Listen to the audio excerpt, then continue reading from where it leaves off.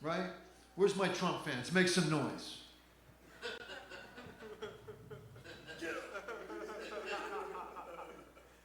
Hey, percentage-wise, there's one fucking liar in this room right now. You know, let me tell you, look, this is a politically neutral place, and let me just tell you something. Personally, I happen to be politically neutral. I'm not registered as a Democrat, and I'm not registered as a Republican. I'm registered as a sex offender.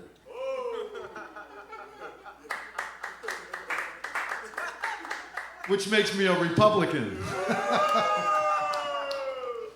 Hey, but you know, I'm just telling you this. Comedy comes in all different flavors, colors, sizes, and genders. From all sides of the political spectrum, everywhere. That's what politics is. That's what comedy is. You know, if we could just learn to appreciate one another's cultures in life, there would be peace on earth, right?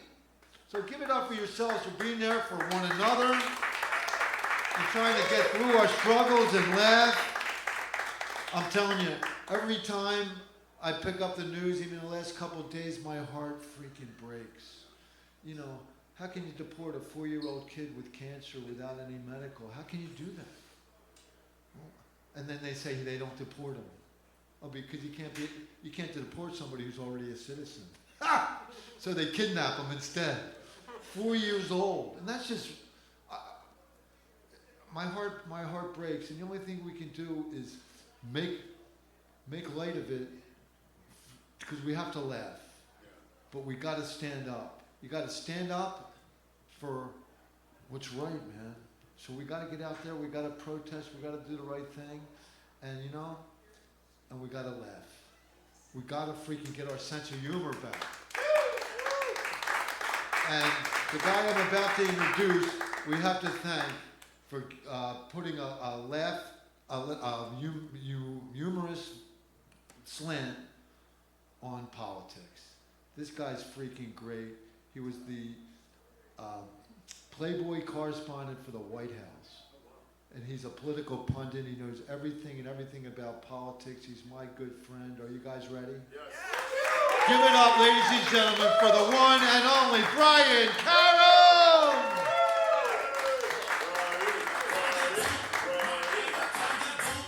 I'm not worthy. Well, hey, thanks for being here. This is the second time we've done this. And I'm going to sit my fat ass down. In maybe one chair, not two. I want to start by, I'm going to bring my buddy Jeff out here in a second. But I want to start by why we decided to do this.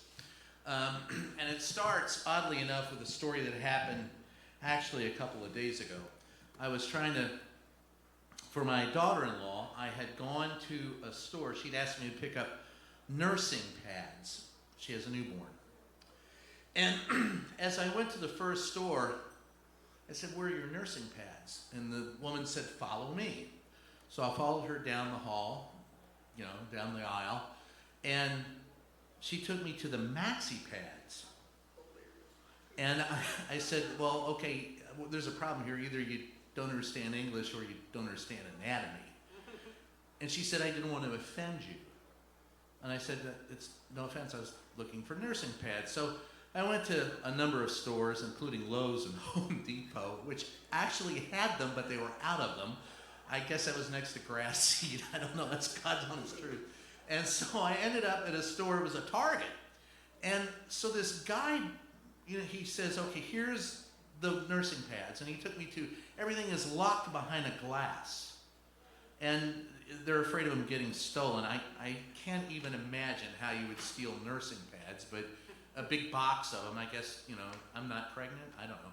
So he's explaining it to me, and he says, "Now, how often do you nurse?" Yeah, and I looked, and so I played along. I go, I don't know, 2-3 times a day. And he says, "So, do you want the large ones, or do you need the thin ones?" And this is honest to God, and I go, I finally looked at him and I said, "You cannot believe that I am actually nursing. Can you?" And the guy said to me, "I did not want to offend you." And I said, how would you offend me by you thinking that I nurse? And he goes, well, what if you're transitioning? And I said,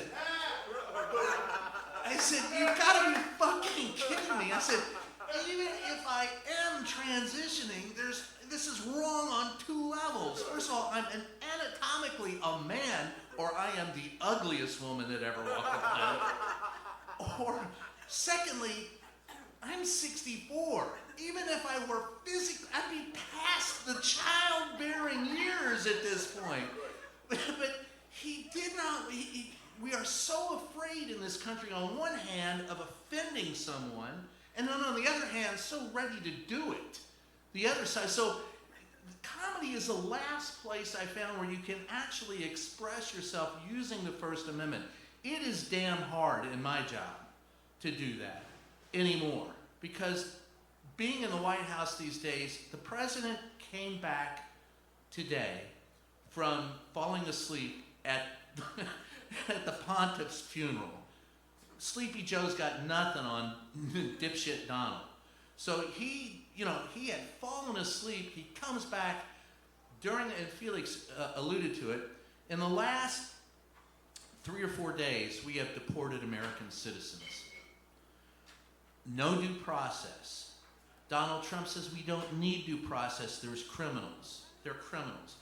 Well, first of all, they're citizens, so they shouldn't be shipped off to a supermax in El Salvador or Rwanda or wherever in the hell they're sending them now. I mean, that's like kind of what happened in Escape from New York. They turned one whole, New York, and all we need is Snake Plissken. But the fact of the matter is, you can't decide someone is a criminal without due process. That's the very way you determine if someone is a criminal. But Donald Trump doesn't want to do that.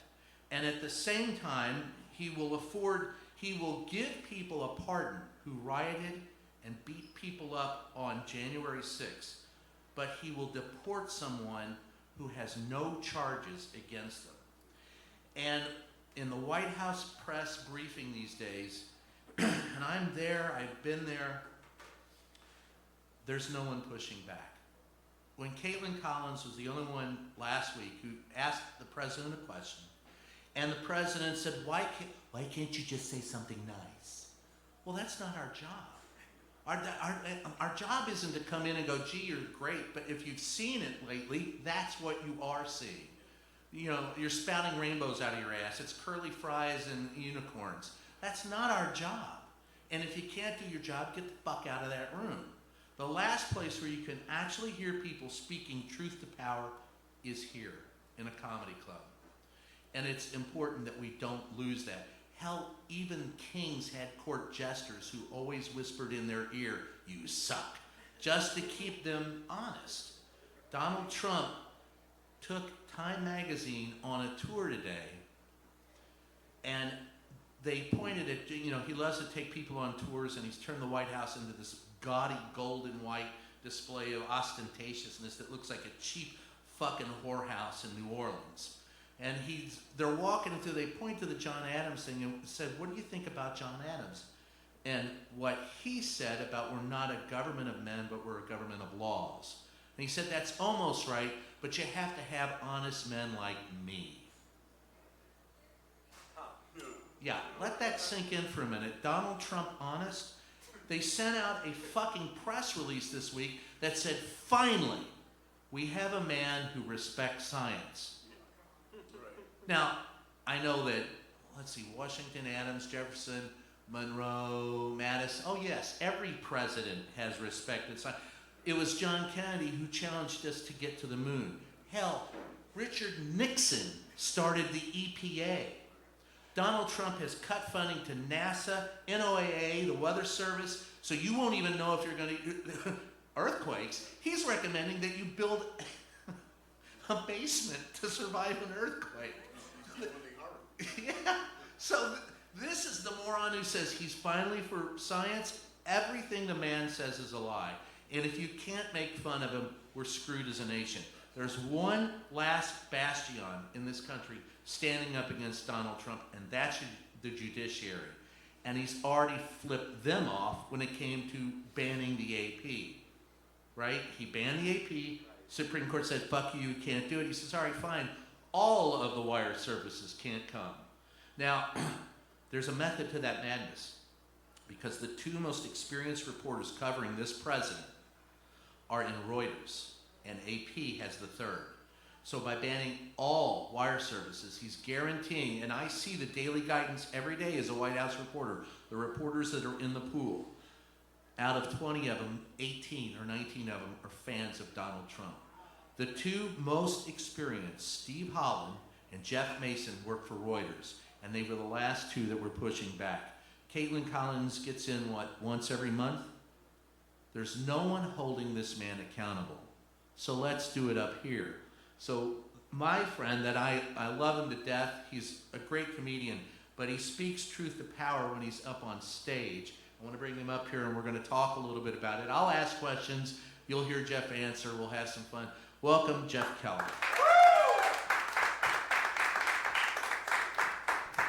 We even have a mic for you, my brother. Oh, thank you. Where's my mic stand though? You want the stand? No, I'm just Good. joking. I'm going to drink a little bit of water because I'm getting old. Yes. And I have to hydrate. Well, But, so I want to ask you, I've heard you have done some excellent bits, and of course, one of the funniest ones I like is about Donald Trump getting shot. And you do have to ask. yeah, well, why did I write it? Yeah. Question? Because that's what I saw. Right? That's the beauty about comedy, right? Everybody has a lens, right? And a perspective. Right. And you only work your First Amendment right if you use it. You don't edit it with your comedy because you're afraid you won't get liked or somebody will get mad. And so if you don't use it, then everybody's lens is the same. Right. Don't edit yourself. Don't edit yourself. And that's what Trump's doing. He's scaring people, your market, what you guys do, and what comedians do, scaring us not to tell the truth and not to say how we feel. And I'll give you an example of what happened to me. And all right, so Sarah Huckabee Sanders was at the time the White House press secretary, and she was standing there one day and she was telling about women being sexually harassed. And my buddy John DeBellis, the comedian, said, "Brian, I loved you from this when I heard you do it." But it was a comedic sense of timing, I guess. But as she's talking about it, she called on me to ask a question. And so I said, "Well, have you ever been sexually harassed?" And then I go, "Oh, wait a minute, I didn't mean by the president."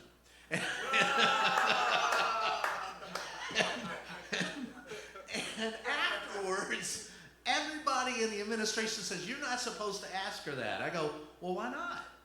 Why not?" I was always, the title of the podcast is called Just Ask the Question.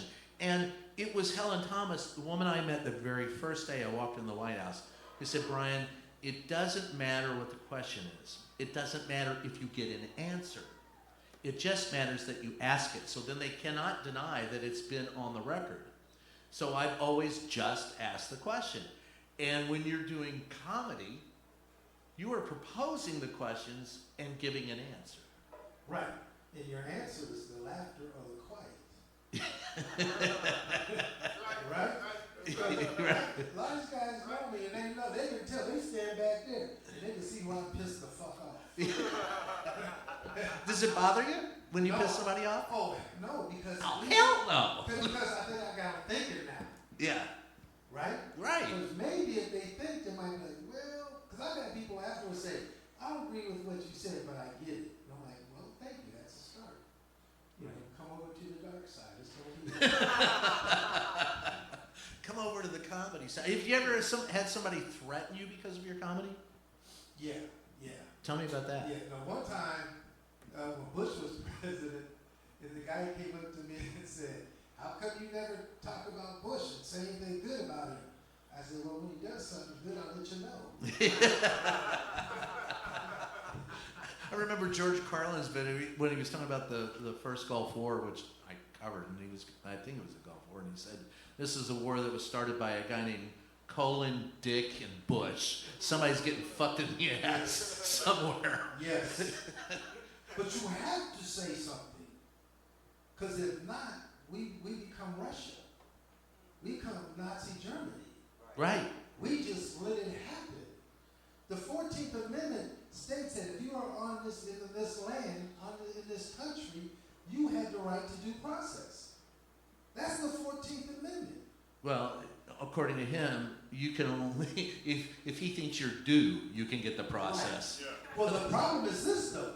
Most people don't know what the 14th Amendment is. Are you kidding? Most people don't know what most people don't know what the Bill of Rights are. Right. And most people, Christians are wonderful when you talk to them because they have no fucking clue what Jesus taught. I go Matthew 25:40. And they go, who's Matthew? And it's not, what are you using? What kind of timing are you using? It's 8:11. It ain't 25:40.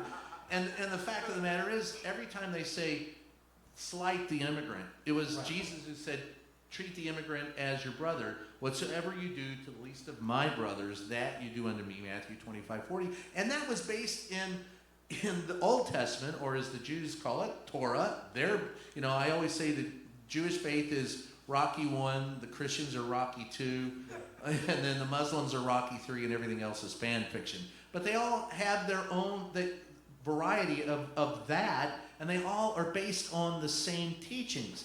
And the Christians know none of it. Not a damn bit of it. Every time I talk to a Christian in the White House, particularly the new press secretary, it's about excluding people. I call her the PEP secretary. She's not even a press secretary. It's all about exclusion, not inclusion. And that frightens me because while this country has never lived up to its ideals, we never abandoned them. So if you're a marginalized person in the United States, I would think this would be one of the toughest times. It wasn't like when we were growing up. Well, at least when it said all men are created equal, we tried to work towards it. Right. Now we're going backwards. Right. It's no longer, right? He wants to whitewash everything. He wants to take with the emphasis on white. Yes. Right? Yeah. He wants to make people more uneducated. Well, that goes back to George Carlin, right? Who said they only want you smart enough to operate the machinery, and I get that feeling.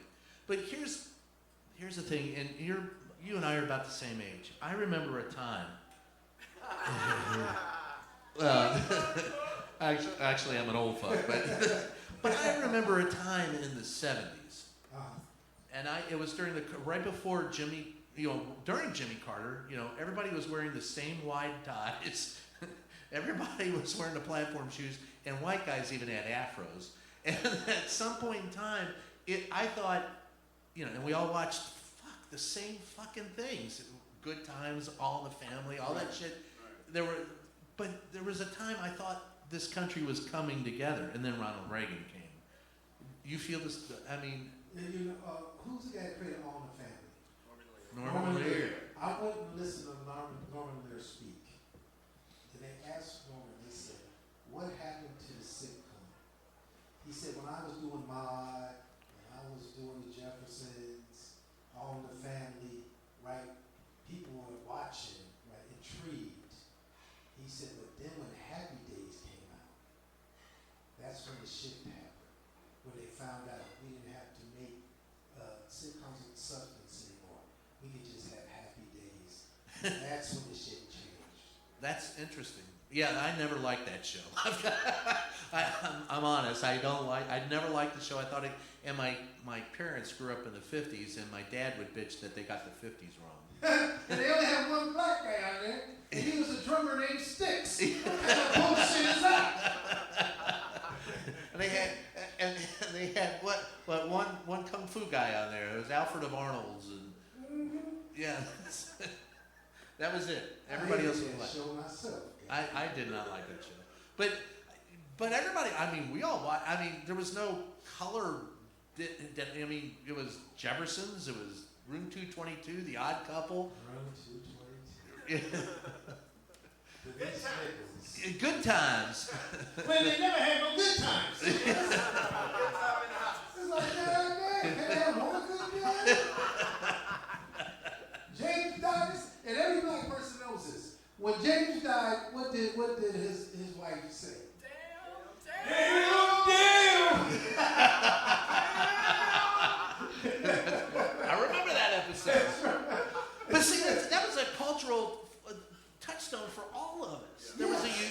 was a the United States, I thought, was more united when I was a teenager than it is now. Yeah, I've never seen it more divisive than in my lifetime than it is now. And I had someone ask me the other day, God is my witness. I have interviewed, now one of the people I talked to recently was Elaine Boozler, and Elaine was telling me about questions. She was asking MAGA, how do I, I'm trying to understand. I've tried to do that too. And I said to a MAGA guy who I've known 30 years, and I said, how is it that you can think that Donald Trump, how can you not, I used to say, laugh or cry, we'll be here all week, try the veal. Right. But you can't try the veal anymore because that angers people. And then I said, try the zucchini. So whether it's zucchini or veal, you still can't trust it because Robert Kennedy Jr. is the guy who's testing it. So you're either going to end up with trichinosis or listeria. So it's honest to God. So he's sitting, and I'm talking to him about laughing about some of the stuff that Trump does. He goes, how can you not see that Donald Trump is, I look at him as a Messiah. And I go, really? And he goes, and then he said, and I'm quoting him directly, he said, you're white. You should understand that. You see, you know what he's talking about, right? You know what he's talking about. And I told you this before. In America, there's a value, right? Nobody's value is here in America. White people's value is here. Yeah. And what happened with academically, socially, economically, it started closing the gap. And white people thought they were losing it. Exactly. Instead of creating a level playing field, they thought they were going to go to the bottom of the playing field. And here's the thing that really pissed me off about that too. I'm Lebanese. So when I grew up, I was called, and I could go through the slurs that I got in Louisville, Kentucky, and it ends up with sand N-word. It starts with towelhead, camel jockey, Arab. When they didn't know what I was a kike, I was a greaser. I thought that was the guy who changed the oil at the gas station. I didn't even know what that was. I was white when it was convenient for them. Right. And what I also found out is that racism was an act of convenience for rednecks. There was a guy, I'll never forget him growing up, his name was Stouffer, his first name was Billy. And he was a redneck. He was the type of redneck that would steal shit out of other people's backyards and then hold a yard sale and sell this shit. And he was the biggest racist I'd ever met. And he got his ass beat frequently by a lot of people. But what was funny is one of his best friends were black. But they bonded. It was... I look at it and I go, what the fuck? But the thing was, they bonded over hatred. They hated some of the same things. So they'd be coming along. He'd drop the N-word. He'd call him a cracker, and they'd fight each other, and then they'd fight the rest of the neighborhood. And I, for the life of me, could never figure that shit out. You make sense of that one on stage. Well, there's always a black man who hates his race. See? Everybody knows. Clarence Thomas still thinks he's white. Hey, never trust a nigga with two first names. Same thing, two first names. I worked for America's Most Wanted for years, and we always knew the guys with three names were the serial killers. Yes. Joe Bob Williams, that motherfucker's killed at least 30 people. See, I think America learned from the 60s, right? I believe the 60s was the closest that all groups were together against government. I mean, we wouldn't have a Civil Rights Act unless black, whites, Jewish people, everybody marched. And people forget that. It wasn't just black people marching. No. It was white folks, Jewish people, everybody was. And that scared America. Because that's the closest we came to turning shit around. Everybody hated Vietnam. Everybody hated Vietnam. Vietnam was a touch point. That was, and if you look at, all right, so I go. Come on, now, get you started. Come on. All right, so I go back to the Revolution. If you look at the American Revolution. Wait, you was fighting in the Revolution? I was a drummer boy. God damn. I'm that old. You the one that told Lincoln, go to the opera. Don't go to the theater, Mr. President. No, but if you go back to all right, last election, we cheered about the fact that 64% of the people turned out to vote. Right. Which means that a super minority of 32% plus one could have elect most people to office and did. And that's how Donald Trump, because those motherfuckers, whatever you say about the MAGA people, and I have a lot to say about them, the one thing I do admire about them is they vote. They get their ass out. I don't give a shit. They will stand in line for 30 hours and they will vote and they will preach to you as they vote. Yeah, I'm voting for Donald. I'm voting for Donald. Fuck you. But they will. I don't give a shit. But they will vote. Damn Donald Trump, we vote for that goddamn. We gonna get all the niggas sticks and the goddamn government. Them goddamn Democrat racist bastards hate some goddamn. They hate the Jews and the gays and they goddamn. God bless Donald Trump. I see you met my next door neighbor. Yes. So, if you go back to the Revolutionary era, about 30% of the people were Tories. They supported Britain during slavery and the war between the states. The Confederacy comprised about 30% of the people in the country. You go to the Vietnam War, it was 30% of the people who supported the Vietnam War, but it had flipped because they were the ones in control. And they have been in control since the Gilded Age. And the rest of us keep fighting over shit that really, I mean, they want you fighting over race, they want you to fight over trans people, they want you to fight over music, they want you to fight over cinema, and they keep making the fucking money and running away with it. And that's where I get pissed. And that was again Carlin speaking truth to power on stage. He said that it's a tight club and you ain't in it. And that's the truth. That's No, the they pimping you. yeah. It's a fucking pimp game. Yeah. Now there's a bit. I know a bit on it. But no, it's a pimp game. Look at it. And I do something. I said, look, they take 33% of your paycheck, right? Federal, 50% state, 5% FICA, sales tax, state tax. Got that. When they get done tax, you need to take about 56% of your money. In my neighborhood, they take 60% of your money. You a hoe. And you get raw dogged a little better. And then the end of the joke is, and they know they pimping you, because every time they get reelected, they put on a nice pimp suit, look in the camera and say, I'd like to thank the whole country. They call you a hoe right to your face. And Yeah, we the hoe. yeah, we the hoes, and we don't know it. And here's the thing about it. Not only are we the hoes and paying for our own hoedom, but Hold on. hoedown. Hey, Joe, write that down. We don't use that. But here's the thing. Those motherfuckers don't pay shit. No. Immigrants in this country pay their taxes. They go to work. It's the billionaires. Who's the real welfare queens? Who are the ones that are getting away with shit? Yeah. Yeah, Elon motherfucking Trump. I mean, Donald Musk. I mean, whatever the fuck they are. And that motherfucker, don't give, yeah. I could riff on that son of a bitch for a while because I've been in a White House when he's there, and he has actually run from reporters. Really? Yeah, he will turn. The other one that runs, Stephen Miller. Oh, that motherfucker. Oh, I was standing in upper press one day, and Stephen Miller came by and said, "Hold on, I need to talk to you." He goes, I mean, I thought he shit himself. Ask him this, if you ever get a chance to see him again, ask him this question. Because I counsel at Santa Monica High School. Okay. He went to Santa Monica Yeah. High School.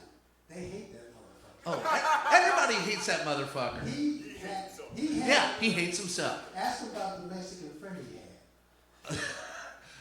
I'll tell you what I did. He had a Mexican friend, and then he read a book, a Republic, some shit about it, and he said, told the guy, man, well, I can't be your friend anymore. Because you're illegal. Well, all I can tell you is I asked him what spray can he got his hair out of, and that really pissed him off. The hair he got left? Yeah. Well, he spray canned some hair on one time, and it was like, I don't know if y'all ever saw it, but he walks into the briefing room bald, I mean, looking pretty like you that one day. And then the next day, I go, did you tattoo that on? I mean, what the one that actually does, J.D. Vance tattooed his eyeliner on. And, yeah. Let me ask you a question. Yeah. How come every vice president that is a Republican is gay? Well, we always thought Trump. Now this is God's honest truth. Right, his last one. Yeah. Who was gay? Who was the president? Who was the president? Pence. That dude went to the Detroit Lions football game and got hard the whole game.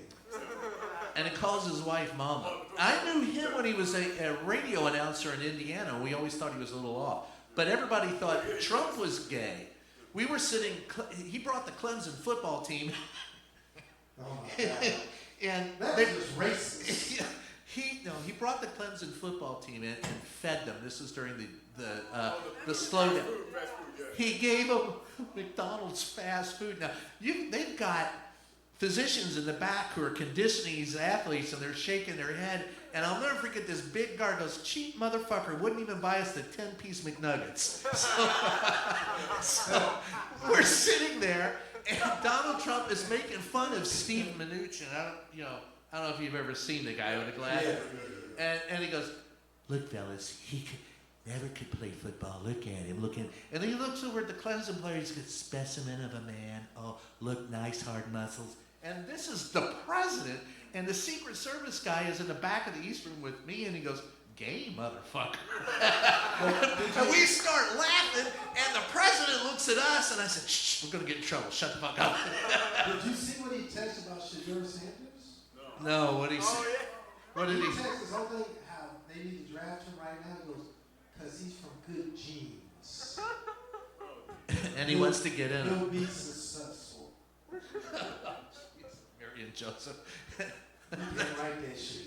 No, well, you can't write. I mean, people think it's a joke when This is Will Rogers, folks, right? Will Rogers said, I don't make jokes. I just watch the government and report the facts. And I could not, as a comedy writer, I could not write half the shit that I see in the White House on any given day.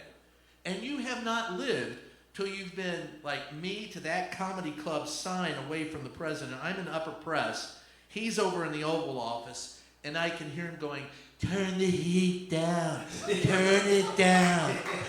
And Rance Priebus is in the back, yeah, Mr. President, it's too hot. Where's Melania? Well, she's banging her Secret Service boyfriend. So she's nowhere to be found. She didn't even live in the White House during her time there. I honest to God, I can't even make half the shit up that I've seen in the White House over the last, the first 4 years and now this 100 days. Well, How do you attack it as a writer? every day, like I say in my job, I wake up every morning and go, what did President Elon Musk do today? I'm just ready to write. This shit writes itself. If I pitch this shit, nobody would believe it. We were sitting. That's how crazy it is, right? It's so crazy. If I pitch this to a network, Nobody would believe it. No, this is crazy. This would never happen. We were in the White House this is maybe a week or two after he got shot, right? And this is another report. Wait. Got shot. Yeah, that's right. Yeah, you did. Like I said, I bow to your. But we're sitting in the White House, and I'm talking to another reporter, and he said, with Kennedy, we had the magic bullet. Right. I go, yeah. And he goes, with Trump, we got the magic ear. Because a week later, it's like he didn't even get, what happened there? Did he get hit with glass? Was it with, no reporter has followed up, no reporter has asked, and he won't let me in the same room as him anymore because the first time, during the first administration, I would ask him shit like, if you're a law and order president, why do you keep breaking the law? That pissed him off. And then I asked him, when are you going to admit you lost? And I told him, if they let this guy in here, it's going to be nothing but trouble. I'm going to stop right now if you don't quit asking. So I just kept asking the question, and he kept getting pissed off. And he'd make that face, that face that he makes. With the foundation on his face? Yeah, with one day it was running. That was really funny. That's why it was the heat turned down. Yeah, that's true. That's not even. That's true. Yeah. I don't. And if you've ever been in the Oval Office, it does get hot in there, and that's mostly because when you stick that many politicians in an enclosed room, you got a lot of hot air to deal with. But I just wonder how you, because we're making jokes about it all the time back then, and now no one will even challenge it. Well, people were scared, right? Like, people were scared scared. Fuck him. I'm not. I'm just saying, comedians are scared because they're afraid to do anti-Trump jokes that MAGA will say something or cancel them, or the club owner won't bring them in. You know, that kind of stuff, right? And I'm like, I don't give a fuck. Yeah. That's probably why. Yeah. Well, that's my attitude in the White House. That's why I love him, because you can't ask that. Fuck them. I've had reporters come up to me and go, we're all supposed to be friends and friendly here. I go, you ain't my fucking friend. You're a colleague, and I don't respect you because you're in the pool and you have access to him, and you won't ask him a question. Well, I won't have access anymore. I go, fuck you. That's not the problem. Your job is to say truth to power. Ben Bagdikian, who was a former editor at the Washington Post, told me when I was a young reporter, and I'll never forget, he said, Brian, your responsibility isn't to your audience in the paper, your responsibility isn't to your editor, your responsibility isn't to the copy editor, your responsibility isn't even to your own career. Your responsibility is to the public. That's right. And if you can't do it, get the fuck out. Yes. Nowadays, you got people who want their viral moment. I walked in one day and this one girl, a young woman, was crying. And I said, why are you crying? Well, they didn't call on me, and I need to be seen on TV asking a question. I said, if you're a reporter and you're doing your job, there are 49 seats in here. They call on maybe 10 people. 39 of us, if it's full, are not going to be called on. And during the Trump era, there was always at least 75 or 80 people in there, so more than half the people weren't getting called on. 3/4 of us weren't. You do your job as a reporter by going up into that office and asking a question. And she said, but I want to be seen on TV. I said, well, fuck you. Who gives a shit? But that's comedians, right? They want to be on Netflix. Look, in the 60s, you had Dick Gregory, you had One Saw, right? You had people Richard Pryor. People like that when they were commenting what's going on, because they know that if the media's not going to do it, we the last ones. That's what you're the last. We the last ones to comment on society. And so if we don't do it, nobody will. And there was a moment, and I'll never forget it. This was, my grandmother was, aged at that. My grandmother was only the third woman to ever argue a case before the U.S. Supreme Court. And she was, at this point in time, she was in her late 80s. And she was a fan of comedy, and she loved Richard Pryor. So I brought her over some Richard Pryor. And I know. Well, so we're watching Richard Pryor, and there's the bit where he comes out and he goes, I've seen the president. We in trouble. This was Reagan. And so I remember my grandma turned and looked at me and she goes, well, if he's saying it, we're fucked. And she never used that word. Never used that word. Well, she did, Richard. She did listen to Richard. Yes. Yes, I've seen the president. We're fucked. But yeah, and I don't know about you, but when the fire break out, there's some assholes going to be eaten out. That's my favorite line from that bit. But here's the thing. How do you tell, are you worried when you stand up, you talked about MAGA, and you talked about people, maybe coming at you for it. Uh-huh. But I've seen you fearless on stage. So my question to you is, because I get a little twitch in the back of my head when I'm in the briefing room and I go, I just want to say something to piss him off. You ever get that twitch on stage doing comedy? Go, I just want to see what I can do to piss him off. Look, I played football. I did too. I've been hit a couple times. I had to. College. What position? I was wide receiver. I was a linebacker. I liked hitting you guys. So in high school I got hit, in college I got hit, in pros I got hit. So I hit a goalpost in midair. I was knocked out for about 45 seconds playing with the LA Express. So I say that because I'm a little fucked up. So if I see some MAGA, I'm gonna talk some shit. What are you gonna do to me? I've been hit by a 265-pound lineman running 4'6". Yeah. No fucking guy MAGA. If I call him fucking MAGA is one letter from Massa, what the fuck you gonna do? You a slave too, nigga. You just don't know it. I had that feeling when I played at the University of Missouri. And I remember one time when I was a kid, I was linebacker, I was used to hitting people. When I hit them, you little scat backs, we went that way, because I'd hit you, man, you flew. We're playing Nebraska. This 275-pound big corn-fed eating white boy from Iowa comes around the corner, and I hit him as hard as I could. And we went that way. And I was on the ground, and I got up, and my coach said, "Welcome to Big 8 football, Karam." I said, "God damn." But if I could take that, what the hell is a president? Those who want respect show respect is what I was always taught. And the president shows no respect to anyone. I respect the office. So when I question him, I say, "Mr. President." I don't go, "Hey, dickhead," which is what I'm tempted to say most of the time. "Hey, asshole." I don't ever say that. I say, "Mr. President," and then I ask my question. Because I do respect the office and I respect where we are. Right. But I'll be goddamned if to me, he works for us.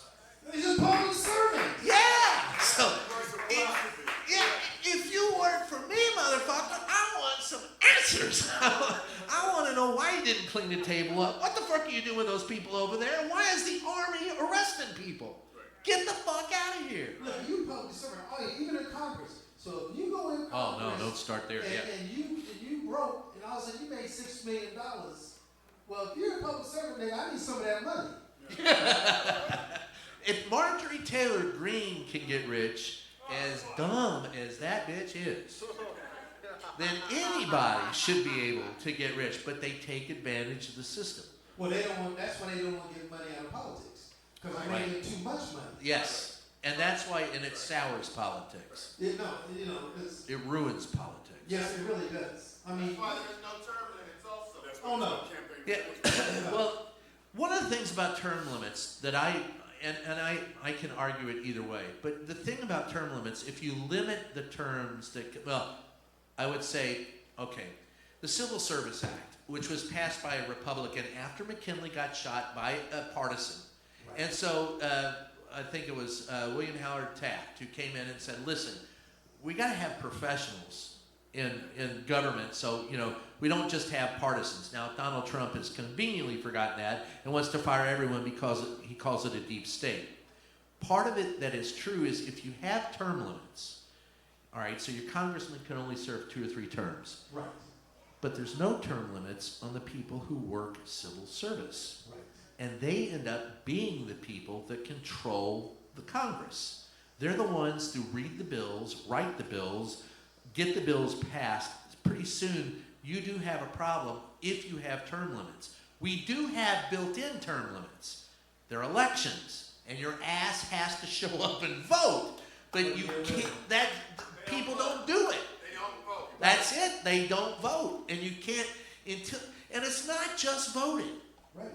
It's you got to get to the polls and vote. But you also have to do this other thing, like be on phone banks, be part of walking neighborhoods, getting old people who can't drive to the polls to vote. Old people love to vote. Some of them can't get there. Because they ain't got shit to do. They're excited about it. Wait, get the vote, I get to leave the house.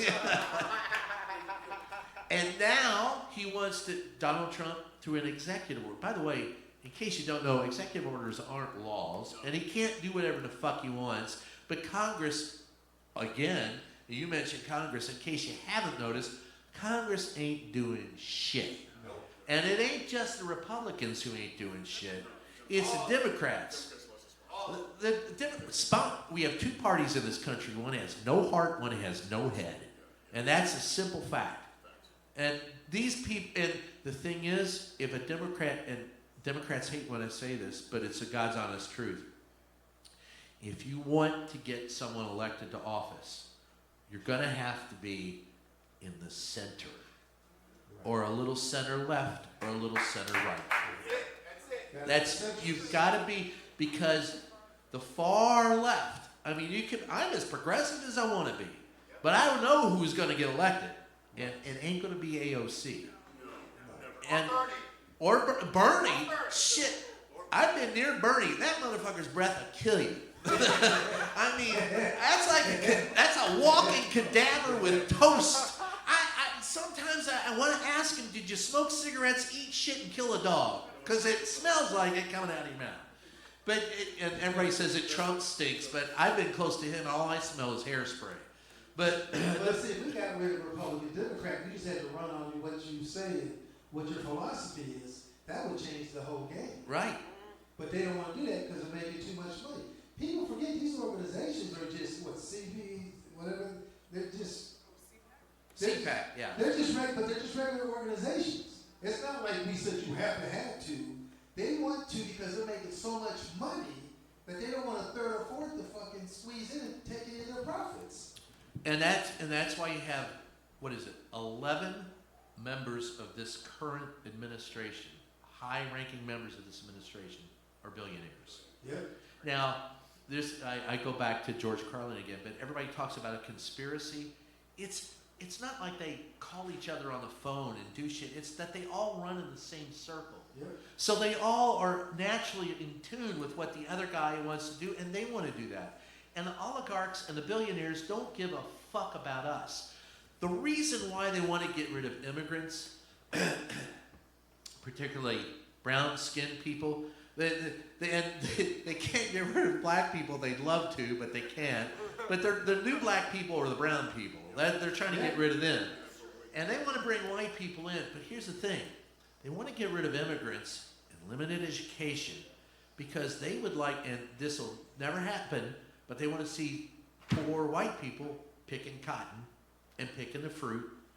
They want to limit education, limit your opportunities. When Donald Trump talks about building more manufacturing in the United States, That's AI. Who's gonna make a toaster? Oh, yeah, who the fuck is good? You know what most kids want? I want to be a viral inspirer. You know, that's what they want. They want to go viral. They want to be on TikTok. They don't want to be in a factory making toasters. And hell, some of them can't even spell microwave. It's magic. You put it in, you press a button, there's food. That's it. They just want to use an app. I can't make this cook by an app. See, the craziness is this. I don't see any Russians getting sent to El Salvador, No, right? no, they have their own gulags. I don't see any white folks. That's what, but my point is you don't see any white immigrants getting sent to El Salvador. There's a lot of Russian gangs out in this motherfucker, Yeah. but they ain't going nowhere. No, and everybody is all of a sudden MS-13. And look, I covered crime. Wait, ain't that what's his name's kids? Musk? Isn't that Elon Musk, one of his kids? He's got 13 of them. 13. the white mechanic. But the truth of the matter is, I covered for years America's Most Wanted. I was out in the field, and I got to tell you, when people would recognize me from the TV show, I didn't want to know them because I figured either they A, were one of America's Most Wanted, B, soon were to become one of America's Most Wanted, or C, they had friends or relatives who were America's Most Wanted, and I didn't want to know none of them. In fact, the funniest story I can tell about that is one day I was sitting in, now, it was Virginia, the Carolinas, Florida, and Texas that kept us in business. That's where, and we never got, and it was always white people. The red states. And we never got involved. We would have meetings where we would, story meetings, and we never got involved with the story until it was an 8-state crime spree. And there had to be titties involved. 8-state crime spree, and sometimes with titties, and we were involved. 7 states, come back to me when you're at 8. So I was in Virginia shooting the news part of this story about we were trying to catch a guy, and there was a director. This is typical Hollywood stuff. We were doing a reenactment. And as I'm sitting there with my cameraman, this guy walks up to the director and he goes, "Yeah, I'm the killer." And he goes, "Look, you're not in this scene, you fucking Hollywood people. Sit your ass down. This isn't the right scene for you." Blah, blah, blah, blah. He goes, "Yeah, but I'm the killer." And he goes, "I don't give a shit who you're playing, buddy. Sit your ass down." About that time, the state cop who was there is the guy telling us what was going on. Looked over at the guy, and he looked at me, and I looked at my cameraman and said, "Pick up the camera." this was the guy who actually did the murder. Killed everybody. And he had killed 13 people. He killed his wife, his 4 kids, his parents. And that's like a Richard Pryor. How you kill them? They were there. It was home, which is pretty much what he said. And so they arrested his ass and dragged him off while we're sitting there with a camera. I'm going, I ain't never seen any shit like that.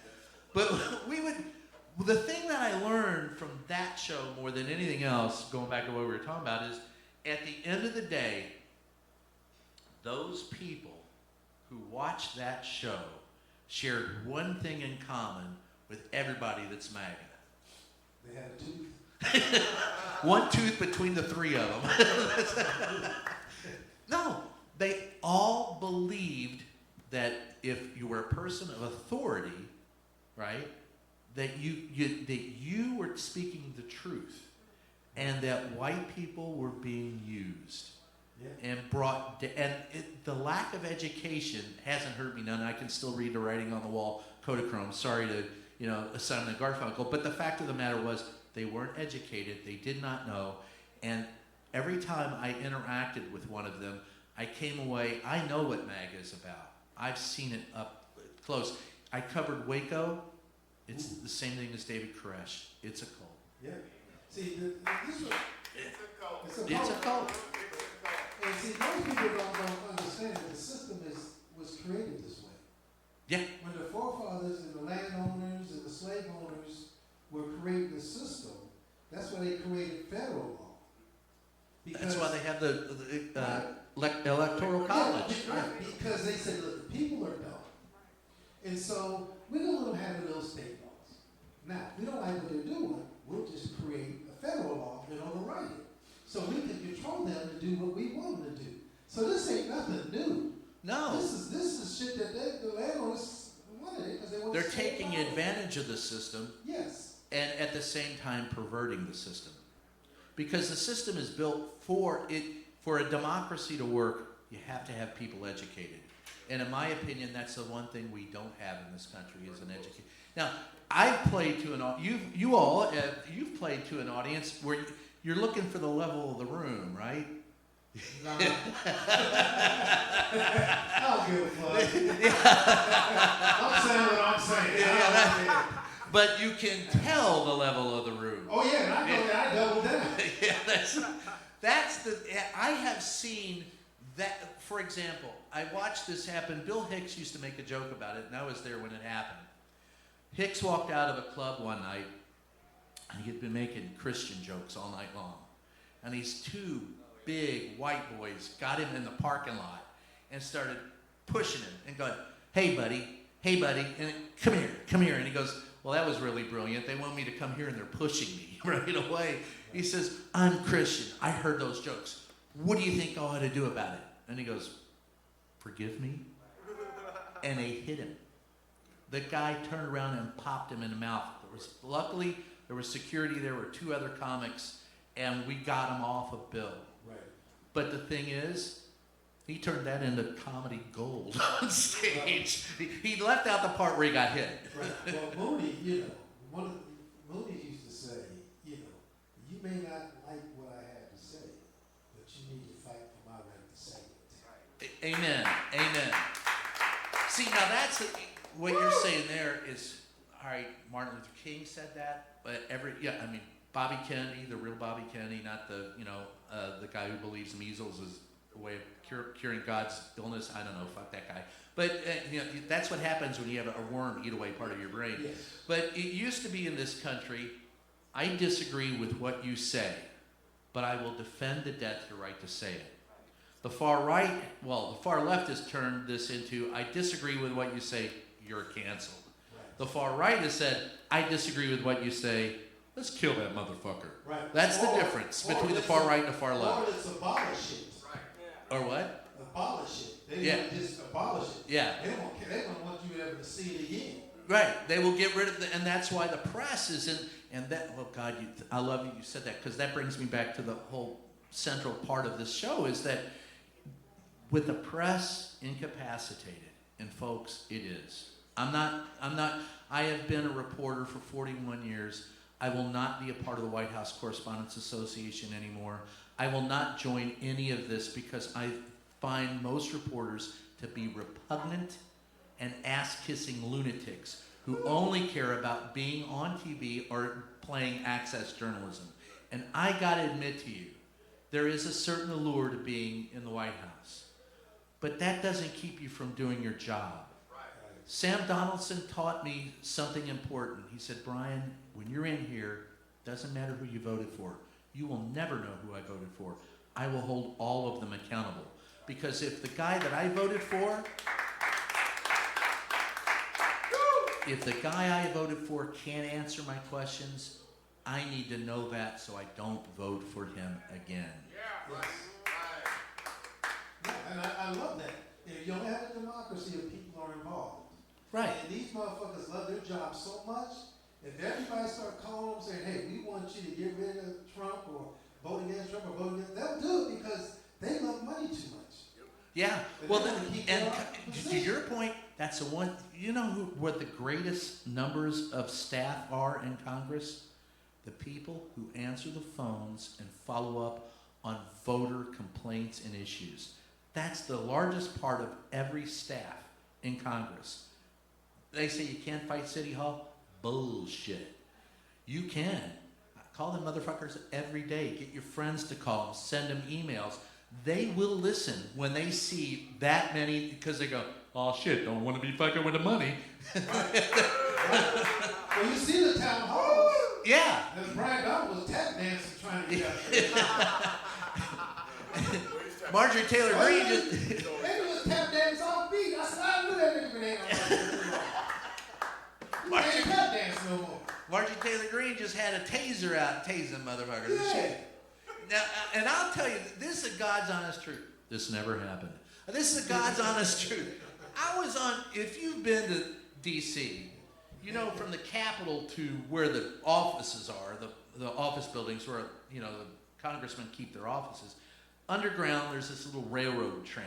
And it, you know, it's like something out of the Jetsons or something. You know, you're in this little bubble thing, and you go to the building and you get out. Next stop, you know, Reynolds office building, you get out. So I hopped in one day and I'm on my phone. I'm the only one in this one tram. It seats about 6. And I'm sitting there, I'm going through my phone, and out of the side of my eye, I see 2 or 3 people walk in. And I ignore them because, you know, I'm busy. This woman comes, she tapped me on the shoulder, she goes, the congressperson doesn't want to speak to you. And I looked up and I go, oh shit, there's Marjorie Taylor Greene sitting across from me. And I go, well, tell the bitch I don't want to talk to her either. You can't say that about her. I said, yeah, I can. You are the stupidest motherfucker I've ever met. And they had a fit. But I was like, you're bugging me. I'm not even, where is the chutzpah in you that you think that I get on a train, I'm waiting for you to get on so I can talk. I don't even respect you. I don't even want to talk to you because everything you say is stupid. So why in the hell would I bother? By the way, God damn it, I was talking to Mitch McConnell.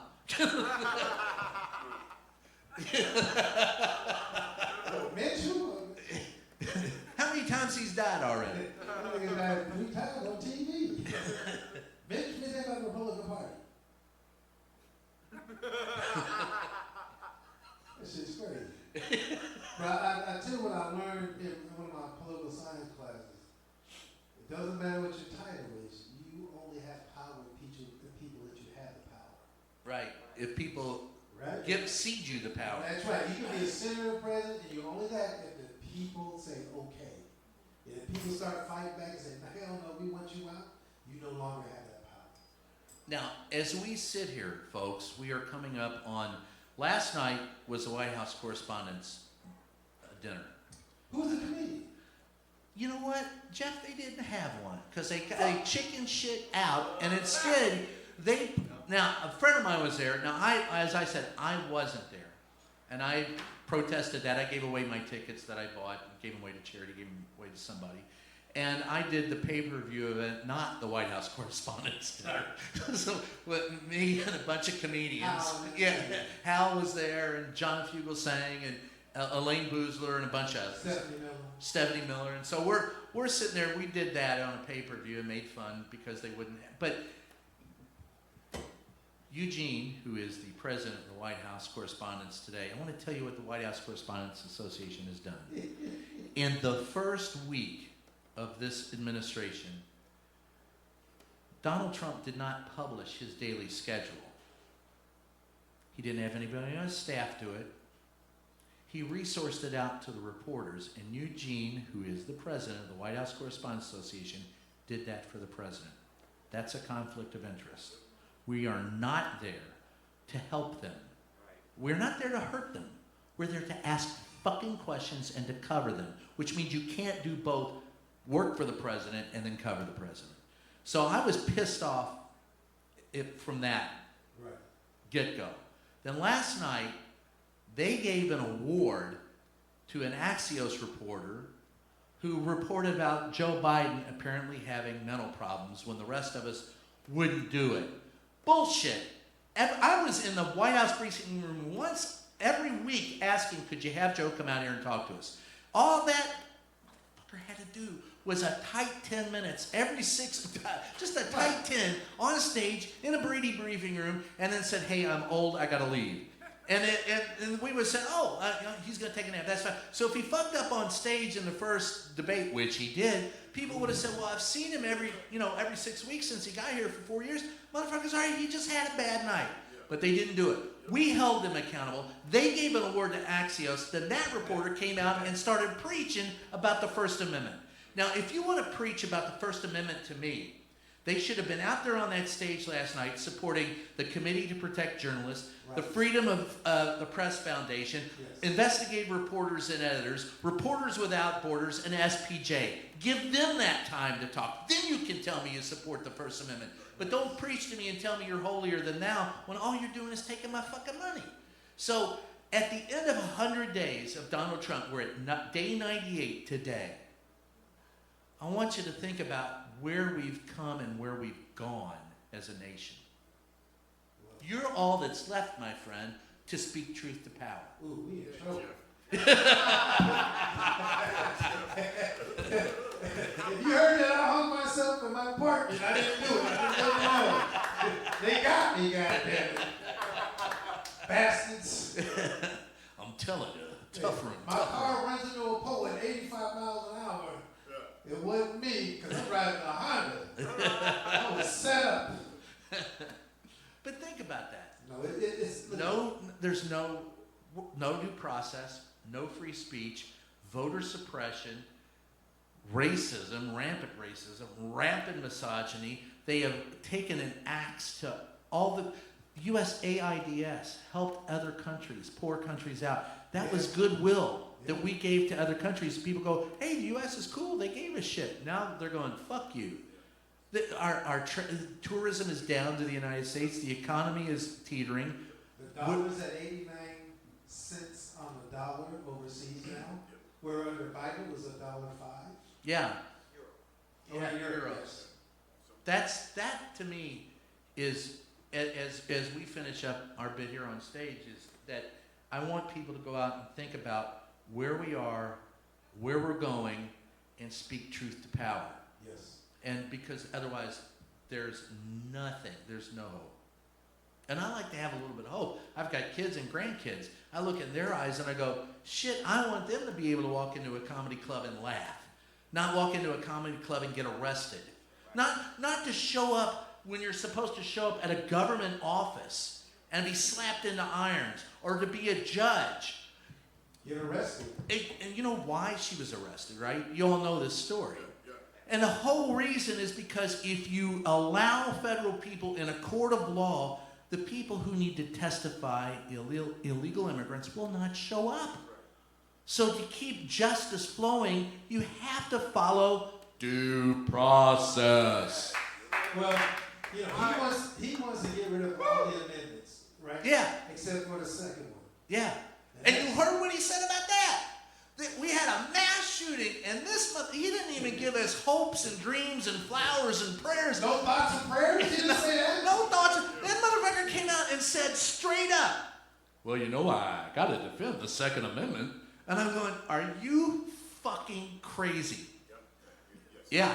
Yeah. The answer is yeah. And I knew he was crazy in his first administration. I was standing there one day. I was asking him a question, right? We were in the East Room. And I looked at him, and he does this. He goes, Playboy. Okay, Playboy. And I said, what the fuck was that? So I walked back afterwards, and I said, are we dating now? what the fuck is wrong with? But he loved the fact, all he could care about, and the reason why he would call on me, he always wanted to be Hugh Hefner. Right. He thought he was Hugh Hefner. In fact, it's my fault, and I'll give you a story to tell here at the end, but I'll tell this one. The first administration. It was March. You know, it's just turning warm in D.C. Right. He had been there maybe 3 months, and he did what all presidents did before him. He would walk past us to Marine One and wave and pretend like he couldn't hear us because of the helicopter. Now, that was proven to be bullshit years ago because Ronald Reagan walked out one day to the Marine One, to the helicopter, and he was limping, and it was my buddy Sam Donaldson who said, I see you limping, sir. Does that mean you're a lame duck? And Reagan turned around and goes, I heard that, Sam. So I knew he could hear me. So this motherfucker walks out one day, and he's got the white shirt on, the red tie, the dark suit. His hair is flapping in the breeze, and you can see the tape that's holding it down, right? And he's walking on a big belly, and I swear to God, for all the world, he looked like Rodney Dangerfield to me. So as he's walking by, I said, Mr. President, tough room, how you doing? And he turns around and he goes, Playboy, what do you got? And so that started chopper talk. He would come by every time he would go to the chopper, he'd spend like 10 minutes talking to us out there, and you'd have to keep your questions within 15 words to get them answered. And that, nobody nuttier. The only other, the nuttiest one before him, to me, was Reagan. Oh. And that, all right, the very first day I was in the White House, Right. I met Helen. Helen Thomas knew everybody. I walked in and she goes, you're Brian Karem. And I go, that's what my mom called me. How the fuck do you know who I am? And it turns, she knew every new reporter, knew everyone. Now with me, she had an advantage. It turns out my great uncle had helped bring her to this country. She's Lebanese. Oh. So her family was born in Union, Kentucky. She knew my great uncle and my great grandfather. And so she walks in and she introduces me to Sam Donaldson. Sam says, Brian, you look at that first row in the Brady briefing room, those 7 seats there. There's 200 years of experience. Learn from every one of them. Folks, today there's not even half that in that first row. That's the problem. There's maybe 50 years of experience among those 7 people. And they said, and of that 200 years of experience, Helen has 190 of it. Helen turned to him and said something smart. I don't remember what it was. And Sam said, Helen, it's okay to have an unexpressed thought. And she said, Sam, when it comes to you, I have a lot of unexpressed thoughts. Now, I didn't know what I was doing for the rest of my life, but I knew that moment was golden. So I'm following them around because Sam said you follow Helen around. Helen was the one who would sit upstairs and call everybody that worked for the president dumb assholes. And they would bring her coffee and donuts. They respected her that much. Every briefing began with Helen. Every briefing ended with Helen. We walked up there. I'm following her. She knocks on the door, says, Larry Speaks, get your ass out here and talk to me. And I'm going, shit, if I said that today, they'd lock my ass up. Yeah. But Helen, she said, get your ass out here and talk to us. About that time, Secret Service guy comes through and he goes, you guys have to leave. The president's coming through to talk to Larry. So Helen and Sam turn to leave. Now, there's a ramp as you walk up there, and if you haven't been there, it's hard to explain, but I'm 24, and I'm kind of out of my element, a little intimidated by being in the White House. So I turned after Sam and Helen left, and I tripped and I fell. And I'm on my knees when I feel this hand, big-ass hand on my shoulder. And I turn around expecting to see a Secret Service agent ready to toss my ass out of the White House. And it's Ronald Reagan. And Ronald Reagan looks at me and goes, well, young fella, you don't have to bow in front of me. That was my first day in the White House, That's and he was batshit nuts. So, what would you like? I'll close with this question for you. What would you like to see? Donald Trump has taken over the Kennedy Center, the Mark Twain Awards. What would you like to see happen in the arts? What would you like to see as far as pushback? What would you like to see as something that the creative part of the First Amendment could take on? Well, first, don't show up at his events. Kid Rock. As an artist, right? Yeah. Snoop, Snoop. right? So don't show up at the events. You gotta give Snoop a break, man. He smoked too much weed. No, that nigga, no, because he bad out people that went 4 years before that. You can't bad out people and then all of a sudden you go. Right, that's true. That's That's true. some Clarence Thomas shit. Yeah. All right. But I really just, I want us as a community is to fight through the expression of our art, whether it's painting, words, song, jokes. We need to come together and fight this and make the people aware, because young kids love rap music, right? Put it in the music, right? Right. Protest music. Protest music. I mean, that's how they did it in the 60s. Yeah. Right? Comedy, right? Yeah. Cartoon, all that written word. Because motherfuckers were aware. Today, they know Shorty Tuna had 50 home runs and 50 stolen bases, but they don't even know none of the amendments. What kind of shit is that? Right. So that tells me the government's winning. Through sports, right? Through movies. That's right. Yeah. That's what they love to do. They love to distract us like Shador Sanders. I don't give a fuck about Shador Sanders. That nigga made $7 million in college last year. Right. Huh? That's money he gonna make in the NFL, and he sucked. Right. He was okay. But see, we're more worried than that. Why Trump is back there passing this and passing that, and Congress is passing this and passing that, and we're getting fucked. He got his hand in our pocket, we don't even know it. He's playing a shell game. So I want us to just start fucking protesting through the arts. Say what you mean what you say. If we can do that and wake America up, that's the way we're gonna wake America up. Yeah. Fucking give fucking TikTok dance. Do a political TikTok statement. That's what I'm saying. Yeah. Yeah. I hear you. That's the shit we need to be doing. Fuck the corny shit. Look, we're in a state of emergency. Fuck the dumb shit. You either with us or against us. And if you against us, I got no time for you. I'm with you. Mary Trump, his niece, said she believes that for this to work, we have to have a general strike. Yeah. And she said there is no worst with Donald Trump. There's only worse. Every day is worse. So I would say, and I'll end it with this, Bill Maher, shut the fuck up. Don't get me started on that. And that all right, here's the deal. He said he will continue to criticize Donald Trump, and he's been one of his hardest criticizers. But he said, I showed up and he treated me better than the other presidents did. Bill, you're too stupid to understand that you got played. That motherfucker is not smart. I gave him shit 20, 30 years ago when he was doing the show, and I said, everything that this guy says is written on a cue card. He's not that fucking bright, and he doesn't get it. Donald Trump wants you to say what he said. Because at the end of the day, and it wasn't 30 minutes after that happened, that the guy that I told you was a MAGA friend of mine from way back called me up and said, see, Donald Trump is a good president. Even Bill Maher says so. You got played. And it keeps the people who love Donald Trump in his pocket. Now, the rest of us know he's not normal, but not the people who love him. It only helps build it. So my advice to Bill is shut the fuck up, and the rest of us, you may be right. At the end of the day, you and Mary might be right. It's going to have to be protests and a general strike, because this shit isn't getting better. No. People who say that we're in a constitutional crisis, folks, that's behind us. I have real concern as to whether or not we will even have an election in 2026, a midterm.